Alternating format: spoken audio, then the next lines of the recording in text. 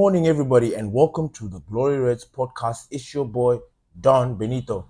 And today, we have a couple of things that we're going to be discussing. We're going to be discussing Kobe Mainoo contract talks. What's happening over there? Is Kobe Mainoo the one that is requesting this amount of money? Or are we in for something more sinister than we actually think? We're going to be talking about the injury update that Ruben Amorim gave. We're going to be talking about the protests that are going to be happening this Sunday on the match against Arsenal.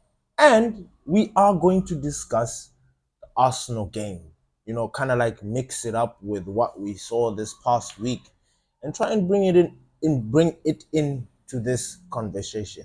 So now, without further ado, welcome everybody to the Glory Reds podcast. It's your boy, Don Benito. And I want to start off immediately with this Kobe Mainoo situation because the more I keep listening to and reading about Kobe Mainoo, the more I can't help but think that this player is gone. Whether we like it or not, Kobe Mainoo is on the verge of leaving Manchester United. Now, you will sit there and start asking yourself, but why, Ben? Isn't he our generational talent? Isn't he the next Pogba? Won't he be doing the thing like Pogba? What's this? What's going on? Blah, blah, blah. It's complicated, but at the same time not complicated, if that makes any sense. It's complicated in the sense that we are not actually sure about if Kobe Mainoo actually said this, because this story came out from The Guardian. Now, I don't know the only thing I know about British tabloids and media is that they are very dodgy. The Guardian is one of those newspapers that gives updates and stuff like that. But I would take the story with a pinch of salt. Now, I don't know if you listened to my last episode where I discussed this whole situation where I said, I feel that Manchester United are prepping the fans for Kobe Mainoo departure. Now, you asked me how is this going to happen? And I'll tell you why. Because this whole situation is about the Glazers and INEOS trying to do whatever it is that they can do to recruit money, to get money, they don't really care about the consequences that we're going to do, So, I don't know what you guys think. I don't know if you think Kobe Mainoo I don't know what you value Kobe Mainoo. But I believe Kobe Mainoo is valued at about 75 to 80 mil. Which I would presume that would be easy money coming into Manchester United if we are not going to extend his contract. Now, this story for Kobe Mainoo started, if not last year, beginning of this year, where I also picked it up and I'm like, wait, what? Why is Kobe Mainoo asking for such a demand? Like, why is he asking for such a wage bill? When number one, the club is going through these financial difficulties. Number two, people are losing their jobs because of money. Number three, INEOS are doing everything in their power to shred or to shake every penny off the club. It's like they have Manchester United upside down and they're just dangling them and shaking them to see if there are going to be any coins that are left. That's what's happening. So, if that's what's happening with the club, if the club is going through these financial difficulties, then why in the world would Kobe Mainoo sit there and be like, I want 200? Because it started off as 200, if you remember. It started off as 200,000 K. It started as 200,000 a week. Then it moved to 180. Now we are hearing that the story is moving. It's like he wants 150. This story keeps changing and it has never been consistent. And this is why I am worried about this thing, because it just looks like they're speaking on behalf of Kobe. Now, don't get me wrong. Kobe Mainoo's salary at the moment is very low. And I totally understand that he's ringing the alarm and saying that, listen, I need you guys to increase my salary to reflect my position in the England squad to reflect what I have done thus far. I understand Kobe Mainoo has been stellar. And truth be told, if Kobe Mainoo's fit, he starts. This thing of Casemiro that we are seeing in the Eriksen and this patching, we won't see any of that. If Kobe Mainoo's fit, he starts, which is totally understandable. But Kobe Mainoo is 19 years old. He's 19 years old. With this club going through what it is going through, Manchester United need to be tough when it comes to this salary situation. I'm sick and tired of sitting here as a fan, watch a player complain about his salary, get a pay raise, and then all of a sudden down tools. Or all of a sudden is whack. All of a sudden cannot play. That is rubbish. And I believe, I'm not saying that Kobe Mainoo is like that, but we need to set an example. We need to put our foot down. Do you understand what I'm saying? This thing of allowing play, and you know what and you know what's crazy? This is if it's true, Kobe Mainoo has got every right. He's got every right. Because he's seen players who are earning a lot of money just sitting on their asses there, injured, doing jack shit. Bruno Fernandes last season was on the verge of leaving the club. He was like, wait a minute. I'm getting what? 200 and what? What is this thing? What is this change that you guys keep giving me? What's this change? Huh? What are these pennies that you guys are giving me? And I was like, yo, if you guys are not going to, if my account is not reflecting that I'm Bruno Fernandes, I'm out. You know? And you know what? There is no player more deserving in this club for that kind of pay raise or recognition in pay raise, apart from Bruno Fernandes. Because Bruno Fernandes is the only motherfucker that has been at Manchester United and done the business since he's arrived. His numbers speak mad things for him. So I'm not gonna sit here and complain about Bruno and say that nah, he's the only one. Nah, there's Rashford. Rashford, you guys think when that 30 goal season, what do you guys think that was? That was an audition, bro. That was Rashford saying, listen, I'm putting in 30 goals this season because I need this 350.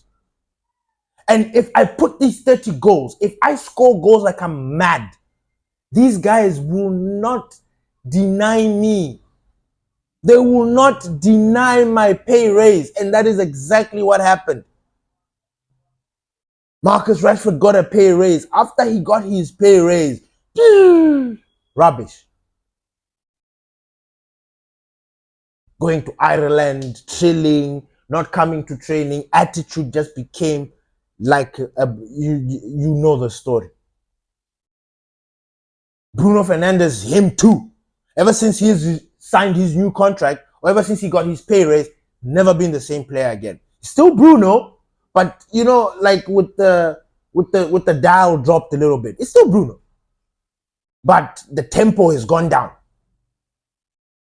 It seems like every time you reward these players with you reward them with the bonus or you reward them with the salary, they take a piss. Now, Kobe Mainoo is sitting here saying he wants 150. Now, as a footballer and somebody that genuinely doesn't want this thing to blow out of proportion, 150 is taking a piss for Kobe Mainoo. Ahmad is receiving 100K. And Ahmad is easily the heart of that team. Is easily somebody that will die on that pitch. Is easily somebody that you can say competes with Kobe Mainoo. Because they have the same impact. Maybe you could say that Ahmad has more impact than Kobe Mainoo in that team. Based on their stats and what they do. So why in the world would Kobe Mainoo get 150? And him being younger than Ahmad, I don't get it. I don't get it. You can't offer these kids a lot of money before they've even done. And look, here's the situation. Kobe Mainoo is in this contract talks and talking when he's injured. Injured. Like, how the hell are you guys going to sit there and say, okay, we're going to give you maybe 200 or 150 or 180, and the boy is injured. Like he hasn't even come back. He's gonna keep coming back and forth. Nah. Manchester United need to get a grip of that club. We need to get a grip of that salary cap. Other clubs, they do it. We need to stop because it is something that has spoiled our players. And I don't want Kobe Mainoo to be spoiled. I don't want Kobe Mainoo to be one of those kids that's, in the upper echelons because he's playing for Manchester United and he's got a lot of money. No, that shit spoils these kids. I'm not and I'm not gonna sit here and be like, oh no, because he's a kid, he'll never do it. This is Kobe Mainoo. Look, how many times did we think players are not gonna do things and they did them? Now, I want you guys to understand me 100%. I am not mad at Kobe Mainoo. I am not. I am mad at Manchester United, particularly the Glazers and INEOS, because this is a tactic. This story of Kobe Mainoo is so, what's the word I'm looking for? I'm going to use my normal word. It's so shagara bagara. It's so up and down. It makes no sense. And the only thing I kept thinking in my head is that Kobe Mainoo is leaving Manchester United. Like, this boy is leaving, whether we like it or not. And when I say he's leaving, he's not leaving because he wants to leave. This boy is Mancunian through and through. So there's no way this guy wants to leave. Unless maybe things are really bad at Manchester United, or maybe Kobe Mainoo has had that conversation with Ruben Amorim, and Ruben is like, listen, I don't think you fit my player profile or my kind of team. So maybe you need to start looking.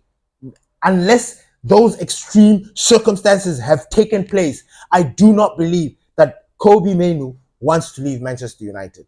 Now, having said that, why are we getting these fucking stories?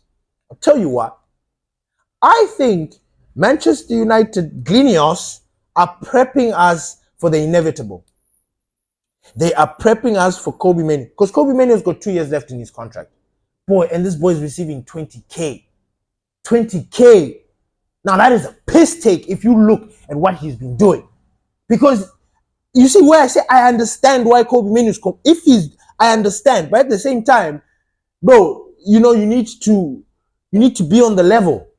Like, this thing of ridiculous amounts doesn't make sense. For me personally, I think 100K, like Ahmad, is finished. All these young boys, they need to be dancing between 75 and 100K. Those that are actually performing. You know what I'm saying? 75, 60. I remember Mason Mount, not Mason Mount. I met Mason Greenwood.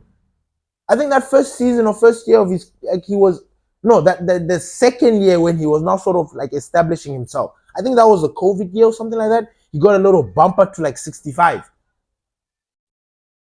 So I totally understand why Kobe Mainoo is complaining and saying he wants a salary hike. But Manchester United shouldn't go crazy. They shouldn't go berserk and start saying, oh, we're going to lose Kobe Mainoo. Slap 200. Nah. The salary you guys give these players spoils them. Spoils them. You will find that a lot of players in Manchester United have got a higher salary than players at Bayern Munich. And you ask yourself, how is that even possible? Bayern Munich are winning shit. They are about to win the Bundesliga. They are playing in the Champions League. They are smashing teams. Like, they are doing the business. So I don't understand that. It makes no sense. So this Kobe Mainoo situation, to me, the way I see it as the Glazers are prepping to get rid of Kobe Mainoo, because Kobe Mainoo is pure profit. The money that we're gonna get from the sale of Kobe Mainoo will be 100% pure profit, which means that money will be taken and reinvested back into the club, which is what our gaffer has been saying all week and what everybody else is saying. Manchester United need to buy to sell. I mean, we need to sell to buy. So I believe Kobe Mainoo, Alejandro Garnacho, because there was that Garnacho story as well. Remember the Garnacho story is like he's looking, the Napoli story? That story shocked me to the core, because it it made me, hey, it really shook me, because that guy said, the director of Napoli said, Garnacho wanted 200,000, and he said he wasn't going to budge. And I asked myself, I'm like, whoa, did Garnacho say 200,000 to deter them, like to stop them from pursuing him? If he did that, salute.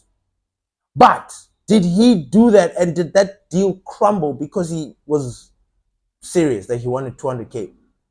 Now, if he says he wants 200K, should we prep ourselves for a situation where Garnacho is going to start saying, I need my salary increase?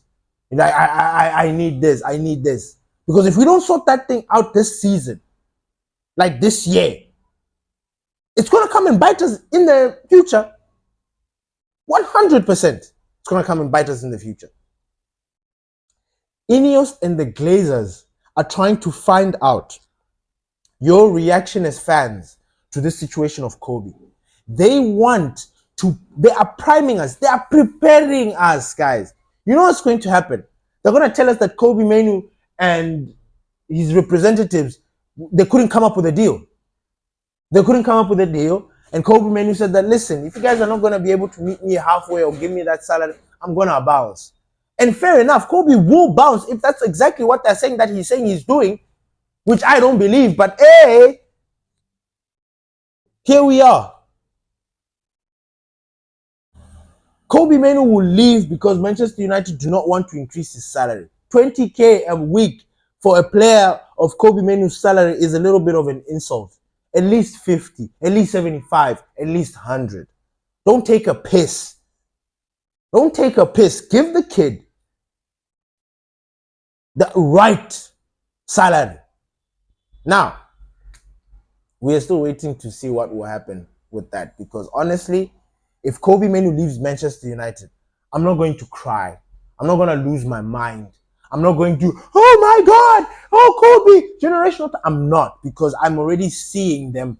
They are preparing me. I'm sitting there thinking to myself, wait, why are you guys telling us all this shit? Like, this has got nothing to do with what's happening with our club. This is actually destroying our club. How can Kobe Mainoo demand this in a situation that we are in right now? It makes no sense. So, in actual fact, these guys are trying to split the fan base. They're trying to split me and you, brother, amigo, mano. They're trying to destroy the relationship that we have. You know, they know that there are protests coming, right? They know because we told them. They know. 1958, don't forget, people are going to be wearing black to represent the dying situation of Manchester United. See why I also wore black? Like, guys, this fight is real. So we're going to be protesting on Sunday against Arsenal. You'll find people wearing black. You'll find people wearing the yellow and the gold, the yellow and green, you know, representing that, hey, this club is going through whatever it's going through and we don't want to be a part of it. Either you give us our club back or you get the fuck out. That's what we're going to be doing. Anyway, I lost my train of thought. Anyway, injury updates. Ruben Amorim was asked about any injuries and he said no one is coming back. No one. How hard is that? Like, no one is coming back? Like, what? This is Ten Hag's second season all over again. Huh? Injury? Like, what? Anyway, I'm not going to go too much into this because no one is back. I think Ugarte picked up something. Maguire, it's a touch and go, he said. He did mention that we will see the likes of Ahmad and Mount this season. Like, this season won't end without seeing them feature. So that gives me encouragement, especially the Ahmad one. The Ahmad encouragement is really, really good because I want Ahmad to be fit for preseason. I need him to hit the ground running to start the season with Manchester United. So if he's going to be back before the season ends, that's perfect. That's absolutely perfect. He mentioned, they asked him questions about players that will be coming back and who will be fit and what, blah, blah. If Chido is available, Chido is available. And Chido might be facing his old squad, like his old team. Like, I think Chido needs to start, man. I'm tired of Rasmus. Not tired, it's just painful to watch. You know, it makes me feel bad for Rasmus every time I see him on the pitch. So just start Chido, you know, and let Chido do his thing. If he gets tired, all well and good. You can bring in Rasmus to bring in that energy or whatever. But let's start different. And then let's talk about that Arsenal game, because you know we drew against Sociedad, which is something that just I can't fathom. I can't breathe. I can't think. Like, I don't understand. That Real Sociedad team, I told you guys in the preview game, like those guys they're not good. They're not strong. They're not scary. They're not Barcelona. They're not Atletico Madrid. They're not Real Madrid. They are just normal team, and they were missing Zubimendi.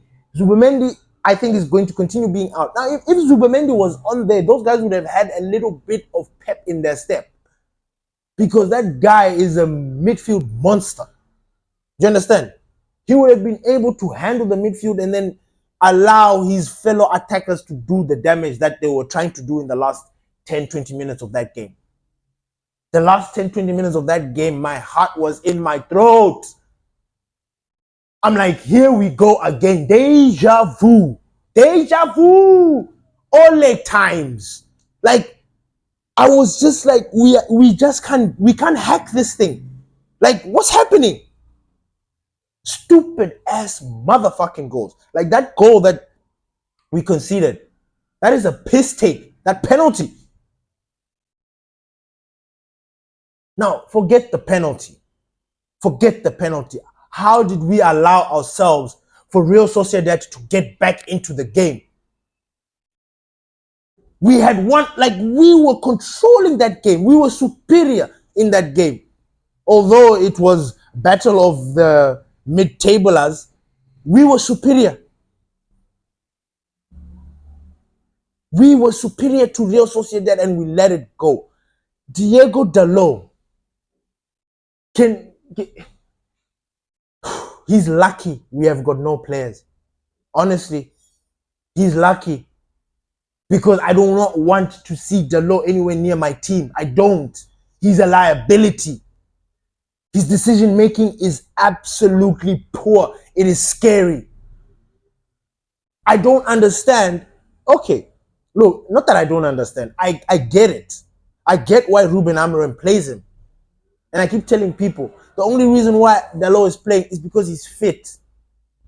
He's not injury prone. Like, there was a time where Dalot was picking up a lot of injuries. There was a time where him and Wan-Bissaka would do this dance. One would be fit, one would be injured. When one comes back, the other one is injured, the other one is fit. It was just weird. But it worked. It worked for a long time.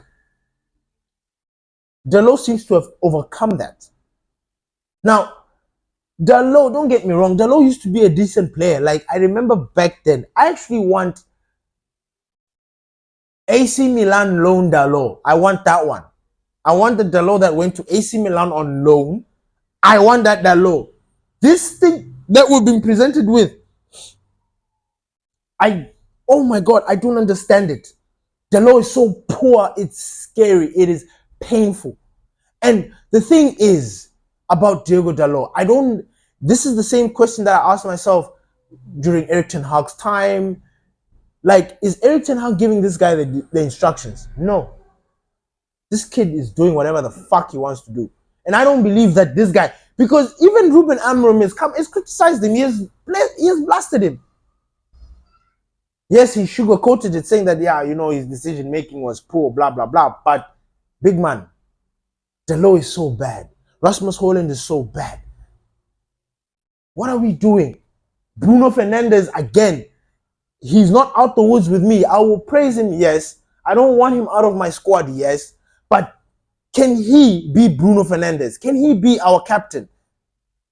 He's always fucking complaining. And I know I said I will never complain about Bruno complaining, because when we brought him from Sporting Lisbon, I knew that that's the character that we're getting. I remember those early days, I will own up.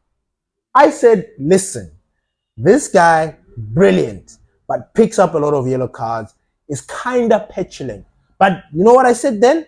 I said, nah, we will cross that bridge when we get there.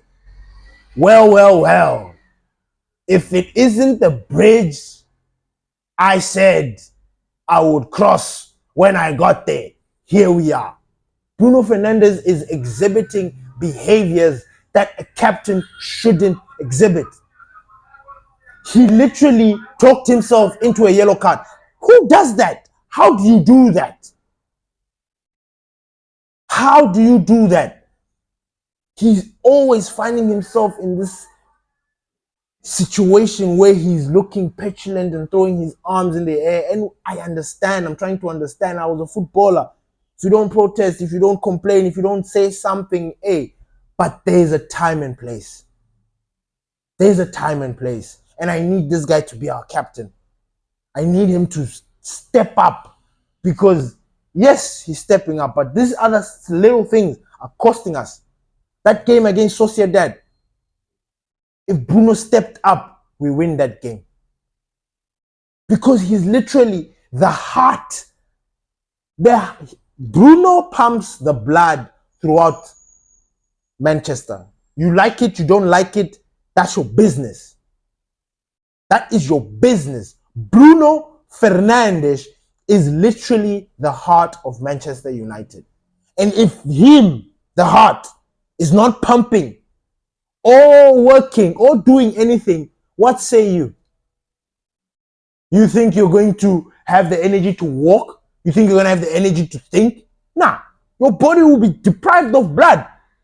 That's exactly what's happening at Manchester United. Bruno Fernandes is the pump, is the heart, and if he's there taking a piss, then the whole squad is taking a piss. And that is something that I need him to recognize. I don't know if he has it, if he has recognized or not, but my God, it is annoying. I think I've seen Bruno Fernandes, like this season, his numbers don't lie. Let me get that right. His numbers don't lie. His goals, assists, I think he's on double figures on both assists and goals. Those things don't lie. That's Bruno Fernandes. That's who he is. If he doesn't score or provide an assist, he will fall sick. He's like that. But the level at which he's scoring and providing these assists has dropped dramatically. It has dropped. Now, if you want to deep it, you think, is it the players? Is it the squad? Has he contracted that pandemic at Manchester United of players arriving and becoming shit? What is it? What is it? But this game against Arsenal, look, every time we play Arsenal, all bets are off.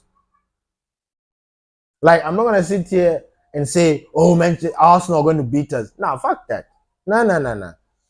I know we are shit. I know we're not performing to the level that we're supposed to be performing to. I know. I get it. I understand. I know we're not Manchester United of yesterday or back in the day. I know that this season is written off. I know. I understand. I 100% understand. But miss me with that bullshit that we are going to be beaten by Arsenal. This is a game. This is a derby. I do not agree that Arsenal will beat us. I actually think this game will draw. I think this was going to be a 1-1. I don't know why. 1-1 or Manchester United 2-1. But Arsenal's not winning this game. I am being defiant because I am sick and tired of fans from clubs that, you know, did you see the Donald Trump address when he's talking about he wants to stop the funding, and he's like, you know, stopping the LGBTQ whatever movement and the country of Lesotho that nobody knows about. I am in that era. I am in that same analogy. This thing of Arsenal fans and Tottenham fans like coming to us and talking shit. Like, who are you? Like, the only team that can talk to Manchester are City, who are our neighbors. And by the way, I don't mind them. They're our neighbors. All the trophies are at Manchester, so you can kiss it. Liverpool, understandably biggest rival of all time. Yeah? That day. And then maybe Chelsea. Because Chelsea been winning shit. You know what I'm saying? Champions Leagues and stuff. They've been around. So this Arsenal and Tottenham and everybody else, these Leicester's and these I can't even pronounce their names. You see, that's me being defiant. Eh?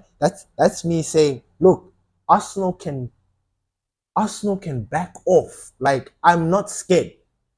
Now, I hope you enjoyed that because that doesn't really reflect. However, like I said, I don't believe we're going to lose that game. Like, honestly, Chido's going to be back. Chido is going to be there. He's going to be like that, the one that got away. I don't know if he's going to start. I would love him to start so he can punish them right from the start. You know what I'm saying? But we will not get that.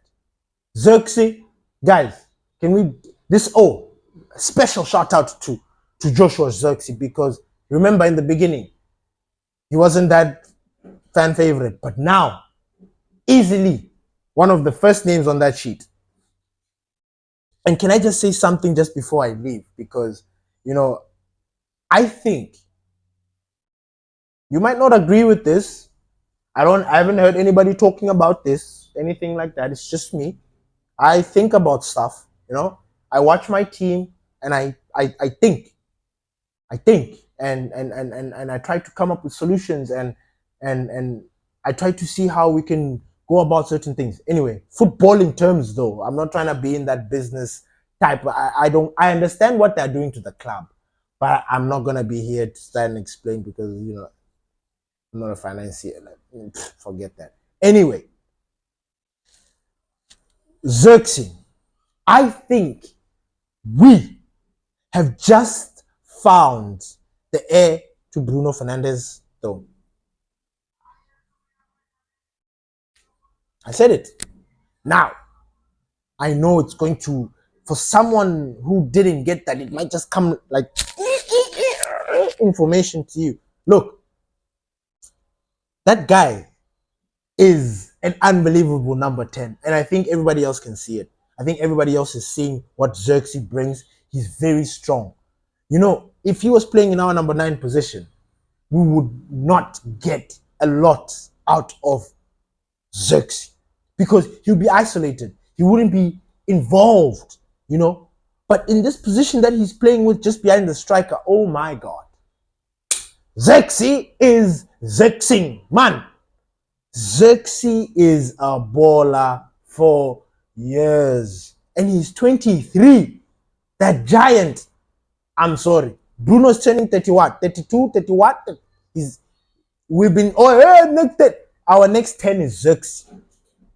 Our next 10 is Xerxes. That boy is brilliant. Everything that he has been doing ever since the whole booing situation and stuff has been on point. He has not done anything wrong since. And if you go back and look at our videos, they're very consistent.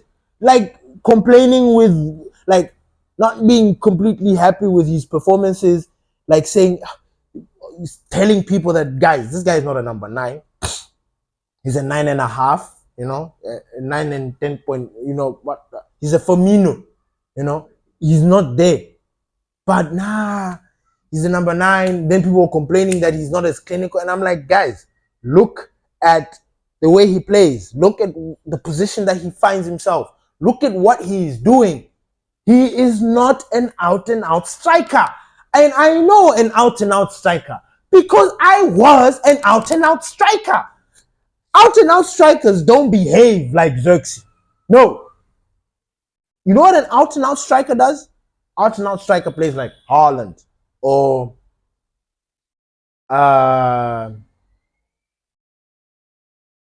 Turam or Mateta or Delap or Aubameyang. You know what I'm saying? I'm spitballing. I'm giving you the strikers that I'm telling you are out and out strikers. Zex is not in that category at all. He falls behind that 9 and in between the 9 and the 10. So we call him the 9.5. So he is the next. He's the heir. I'm sorry. He can continue to develop his game. I'm not saying he's going to be the next captain. I'm saying no. That position that we've been thinking in our head that, it cannot be Bruno Fernandes. I know we can never replace Bruno Fernandes. That the day Bruno Fernandes leaves Manchester United for good, there's no replacing him because there is nobody like him. Understand that. When Bruno Fernandes leaves Manchester United, if we are not in a very comfortable and good position that we're supposed to be in, it's gonna be felt. We're gonna feel crippled in a way because we're like, hey, that number 9, like the talisman, our go-to guy is not here. And I believe Xerxes is that guy because Xerxes right now is showing signs of taking leadership. He's a leader on the pitch. He's trying. I love it. I absolutely love it. And I wanted to give a big shout out to Xerxes because he's one of those that, when he was taking over, people were booing him, blah, blah, blah. He never really had a good start to life at Manchester. And he is also another one of those that people were saying, no, Xerxes thinks he wants to leave. Juventus want to get him. Blah, blah, blah, blah, blah, blah, blah, blah, blah. Nah, this guy looks at home. This guy looks set. This guy looks like he's doing the business. And I'm happy.